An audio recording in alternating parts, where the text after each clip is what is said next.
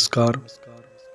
जय श्री राम दोस्तों, मित्रों, बंधुओं, माताओं, बहनों, आप सभी का हमारे YouTube चैनल भक्ति कर्म से में स्वागत है।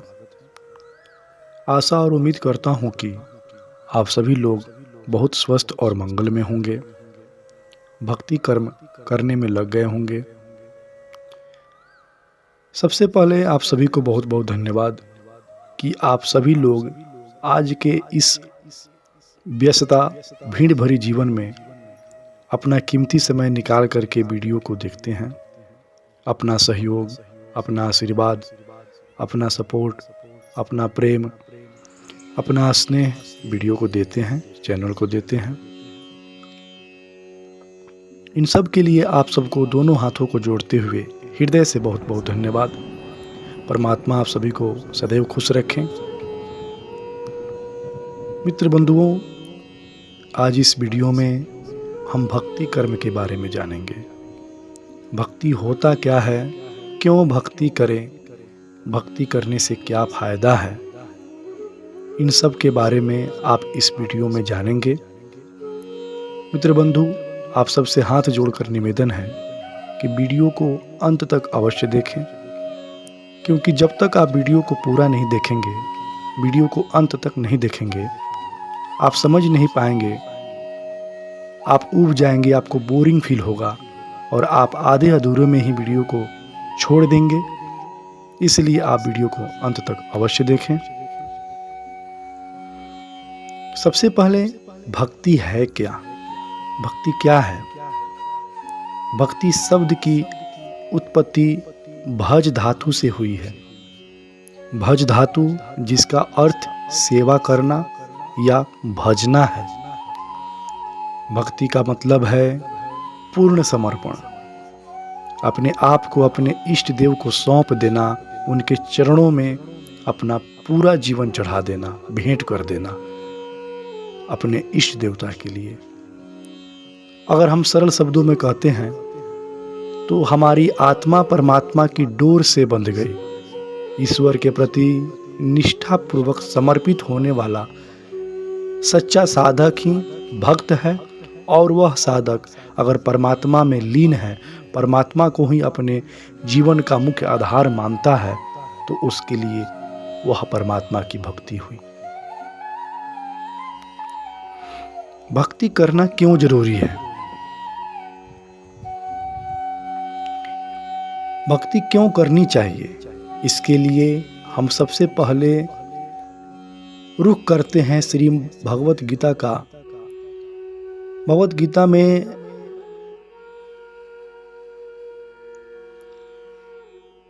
18वां श्लोक में बताया गया है, जो प्रभु श्री कृष्ण जी अर्जुन को समझाते हैं, बताते हैं।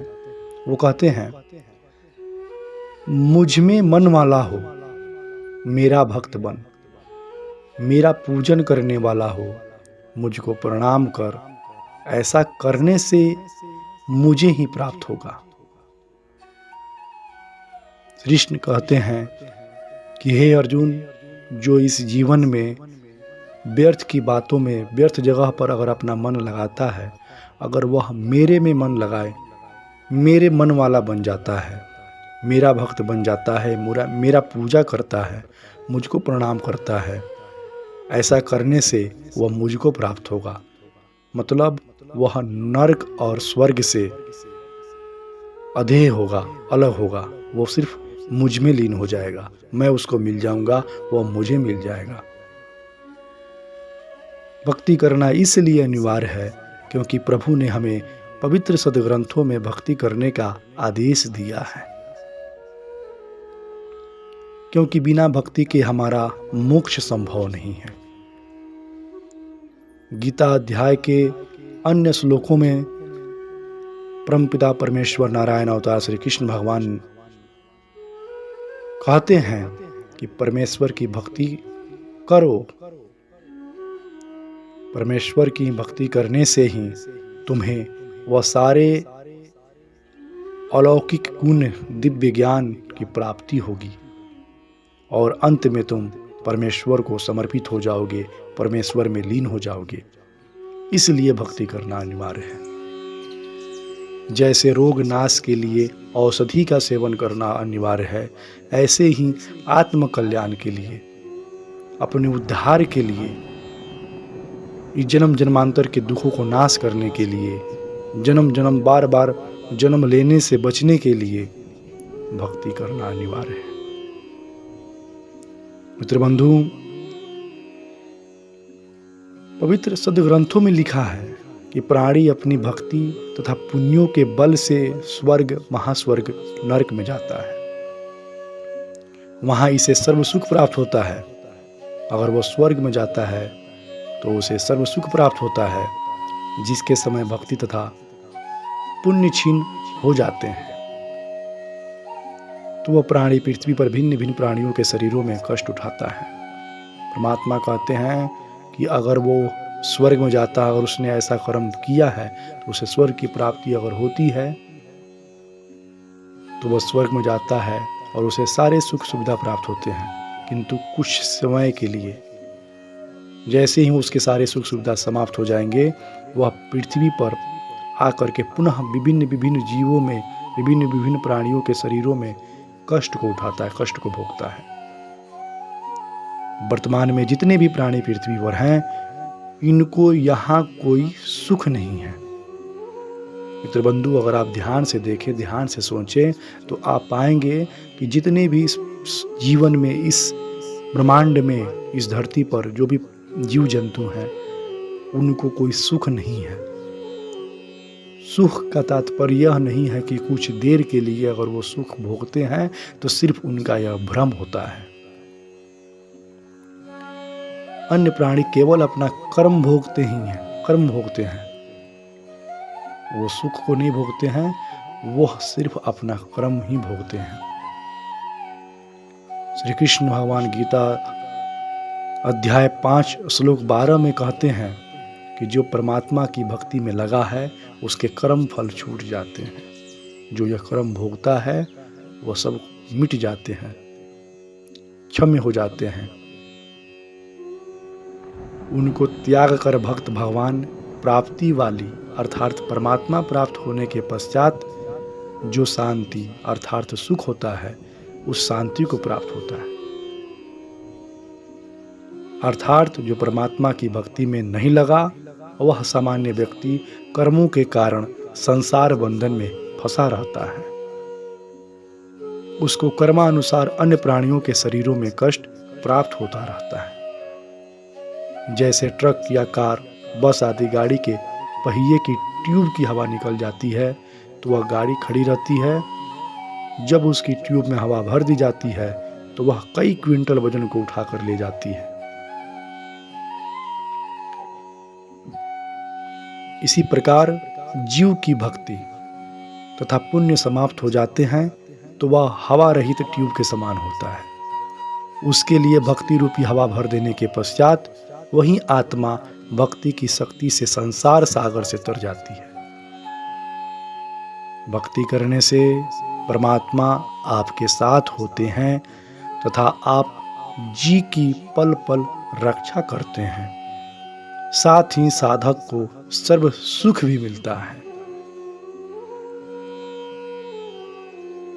जीव का शरीर एक वस्त्र माना जाता है। जीव मतलब हम और आप। जब कोई साधक मृत्यु को प्राप्त हो जाता है तो संत तथा भक्तजन कहा करते हैं कि वह संत या साधु चोला छोड़ गया। गीता अध्याय 2 श्लोक 22 में कहा गया है, जैसे मनुष्य पुराने वस्त्रों को त्याग कर दूसरे नए वस्त्र ग्रहण करता है, वैसे ही जीवात्मा पुराने शरीर को त्याग कर अन्य नए शरीर को प्राप्त होती है। इसलिए प्रत्येक प्राणी अपने अपने शरीर, अपना अपना पोशाक पहने हुए है। जैसे कोई गधे, कुत्ते, सूअर, अन्य पशु पक्षियों व कीटों रूपी वस्त्र धारण किए हैं, मनुष्य का शरीर भी एक पोशाक है। जो बच्चे विद्यालय में प्रवेश प्राप्त कर लेते हैं, उनके लिए एक विशेष प्रकार की पोशाक अनिवार्य कर दी जाती है अनिवार्य होती है, इसी प्रकार पृथ्वी पर जितने भी स्त्री पुरुष हैं, ये सब के सब अन्य प्राणियों से भिन्न पोषक अर्थात शरीर धारण किए हुए हैं। उनकी पोशाक विशेष होती है। विद्यार्थियों से माता पिता कोई विशेष कार्य नहीं लेते हैं, उनको सुविधाएं भी परिवार के अन्य सदस्यों से भिन्न देते हैं। यदि वे विद्यार्थी अपना उद्देश्य त्याग कर अन्य बच्चों की तरह ही खेल कूद में लगे रहें, तो वे विद्यार्थी अपने विद्या काल को समाप्त करके बहुत पश्चाताप करेंगे, बहुत कष्ट उठाएंगे। ठीक उसी प्रकार हम और आप अपने जीवन में संतान की उत्पत्ति, संतान का पालन पोषण करने में लगे हुए हैं। अपने सुख सुविधाओं, सुख दुख, सुखों को भोगने की तलाश में लगे हुए हैं। यदि मनुष्य केवल यही सब कार्य करके अपना जीवन को अंत कर देता है, तो उसमें और अन्य पशु पक्षियों में कोई अंतर नहीं रहेगा और वह फिर बार बार जन्म लेने के लिए विवश हो जाएगा। अपने कर्मों को भोगने के लिए इस धरती पर बार बार आता रहेगा। हमें और आपको मानव शरीर सिर्फ और सिर्फ भक्ति करने के लिए मिला है। अगर वो हम और आप भक्ति नहीं करते हैं, तो हमें अन्य योनियों की भांति, अन्य जीवों की भांति बारंबार कष्ट उठाना पड़ेगा, बारंबार इस धरती पर आकर के कष्ट भोगना पड़ेगा। मित्र बंधु, जिस प्रकार हर खेल के कुछ नियम होते हैं और उन नियमों को मानते हुए जो खिलाड़ी अंत तक खेल में बना रहता है, उसे ही विजेता माना जाता है। उसी प्रकार भक्ति मार्ग में तो हम लग जाते हैं, पूजा पाठ तो शुरू कर देते हैं, किंतु उसके कहाँ तक हम उसको निभाते हैं, कैसे करते हैं, कब करते हैं, दिखावे के लिए करते हैं या अपने मुक्ति के लिए या अपने मोक्ष को प्राप्त करने के लिए करते हैं, ये तो हम और आप ही जानते हैं।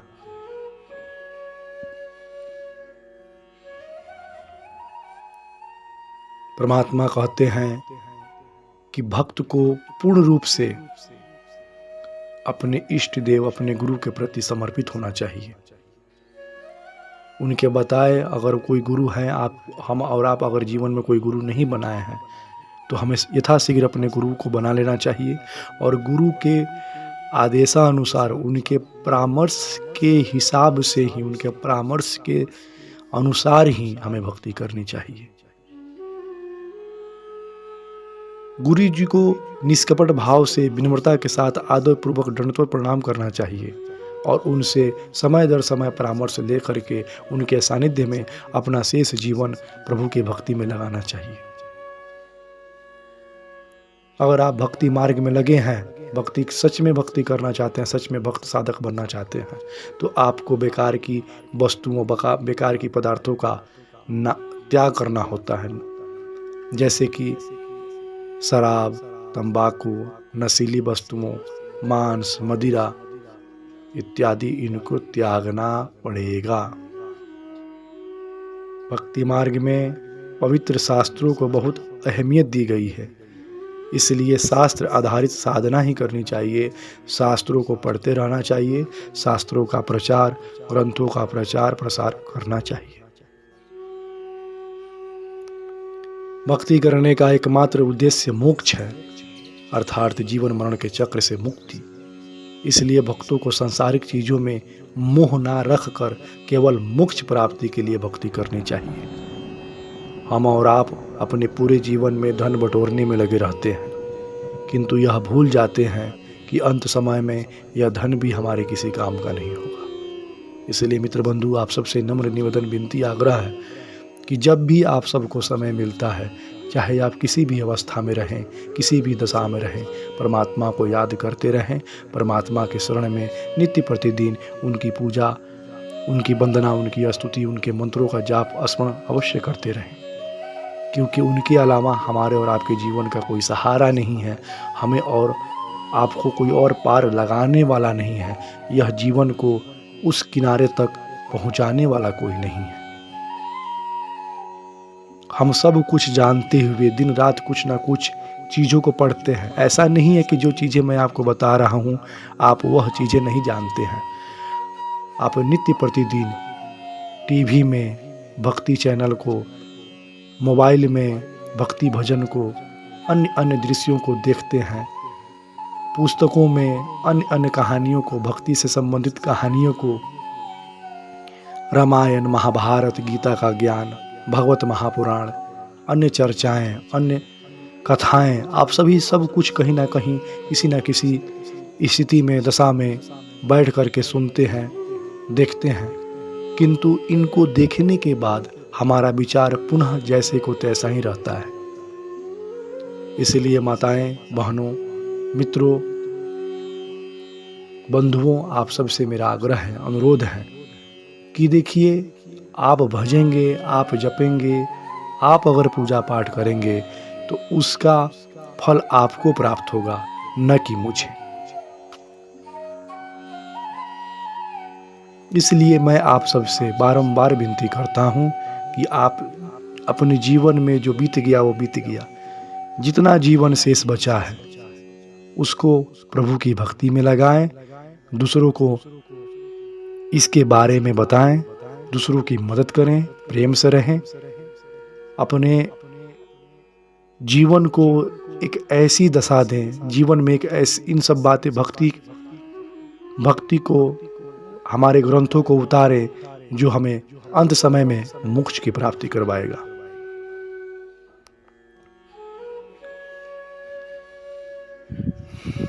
दान धर्म या किसी भी प्रकार का यज्ञ गुरु जी की आज्ञानुसार ही करना चाहिए। परमात्मा कहते हैं कि जब तक आप गुरु नहीं बनाएंगे आपका मार्ग दर्शन नहीं होगा,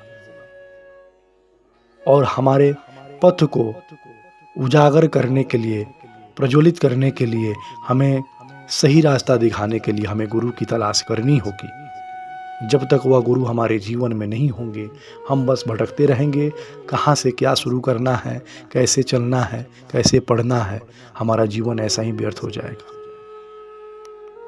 इसलिए मित्र बंधु, आप अपने जीवन में किसी दिव्य पुरुष, दिव्य साधु संत को गुरु बनाएं और अपने जीवन को सार्थक करें, प्रभु भक्ति में लगा करके अपना बेड़ा पार करें।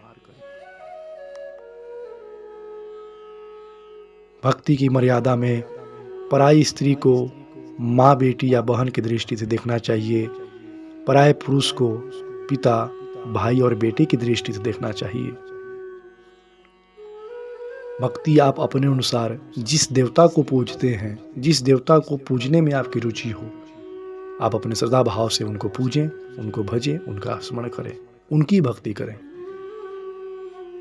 जो आपके गुरु आपको बताते हैं, जिसमें आपका मन लगता है, जिसका आप भजन करना चाहते हैं, जिसको आप पूजते हैं, जो आपको देखने में, पढ़ने में, बोलने में, सब में सुंदर हो, उनकी भक्ति करें। भक्ति तो नारायण की होगी, भक्ति तो शिव की होगी, भक्ति तो माता की होगी, भक्ति तो राम की होगी, भक्ति तो कृष्ण की होगी, भक्ति तो माता की होगी, भक्ति तो गणेश जी की होगी। हमारे सनातन धर्म में अनंत देवी देवताएं हैं। प्रमुख रूप से हम 33 कोटि देवी देवताओं को ही पूजते हैं, भजते हैं। वो आप अपनी रुचि के अनुसार, अपने गुरु के परामर्श से, उनके आदेश से, अपनी रुचि के अनुसार, जिसमें आपका मन लगता हो, जिसमें आपका तन लगता हो, उस देवता को भजें, उस प्रभु के भजें।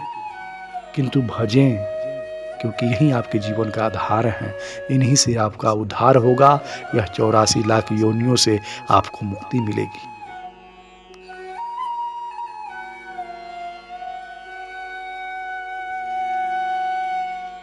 पूजा तथा साधना में अंतर। पूजा किसको कहते हैं और साधना किसको कहते हैं? पूजा अर्थात भक्ति का अर्थ है जिस परमेश्वर को हम प्राप्त करना चाहते हैं, उसके गुणों का ज्ञान होने के बाद उसकी प्राप्ति के लिए तड़प, समर्पण, आस्था तथा अटूट श्रद्धा पूजा कहलाती है।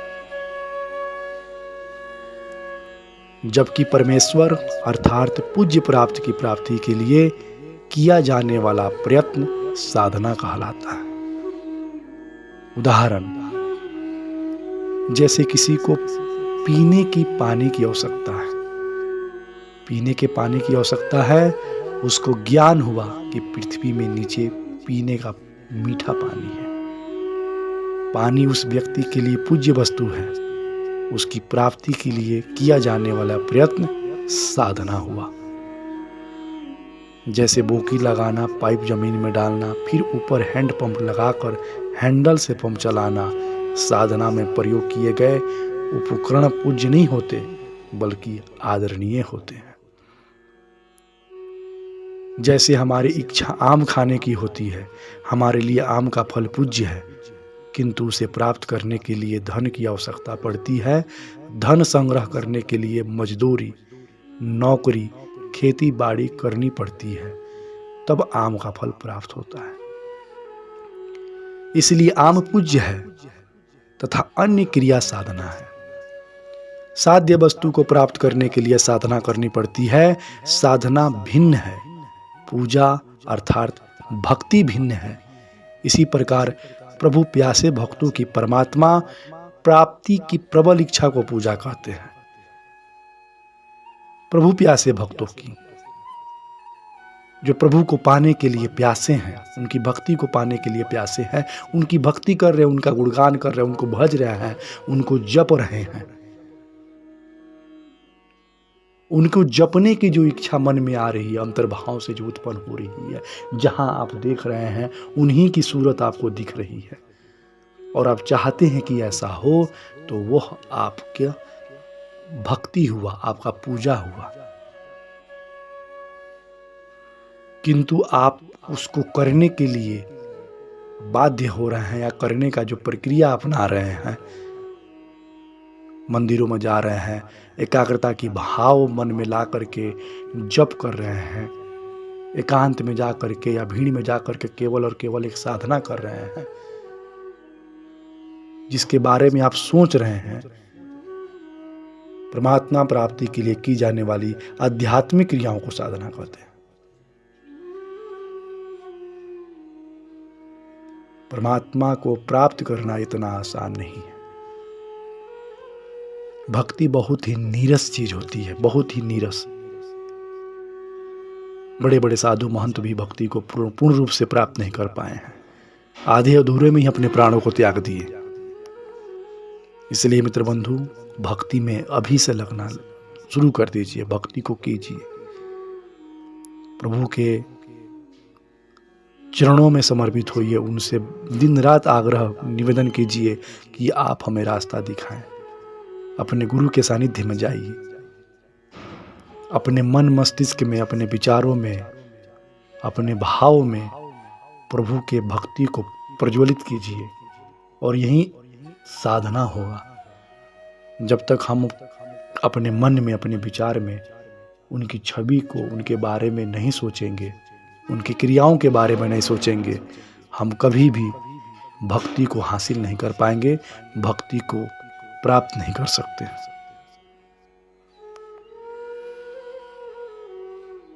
मित्र बंधु, अभी तो बहुत सारे उल्लेख हैं जिसको कहने सुनने में शायद पूरा उम्र भी कम पड़ जाए।